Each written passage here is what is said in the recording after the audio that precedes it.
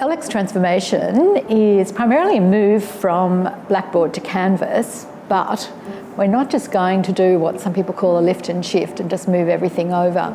This is a really unique opportunity for UTS to take a whole of course approach to designing the learning experience. So once we have a whole of course design, we then need the tools to support those kinds of designs.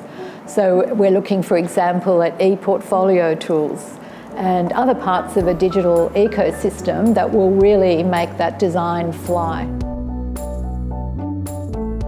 So the LX transformation is a whole of course design. It's an approach to looking at how students experience a whole course. And we're able to ensure that students are progressively developing things like teamwork attributes, communication skills, and so on. Learning Futures is about how students become capable of doing something or seeing something or knowing something. So within one course, we might be saying, how does a student develop competence in mathematics? What do they need to do? How does a student become a nurse? What do they need to do? So it's contained within the whole of course design, but the focus is on how the students come to learn.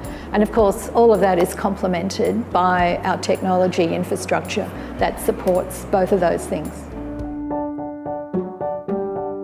So I think the LX transformation will help teaching staff enormously because rather than working on individual subjects, they'll be able to be part of a whole course team. And when a good team gets going, there's nothing like the experience. And I think they'll get enormous satisfaction from being a part of that. In addition, academics will be able to draw on a whole suite of tools that will make it easier for their students to learn and easier for them to teach. So students will also benefit from the LX transformation because they will have a much more seamless experience than they have now. They'll be able to log into their learning management system. There'll be a consistent user interface, which I know from feedback that students really want. They'll be able to participate in learning online, in teams and groups and face-to-face. They'll have access to resources that they haven't had before, and I think their whole learning experience, if what they tell us in all the surveys is correct, their whole learning experience will be transformed.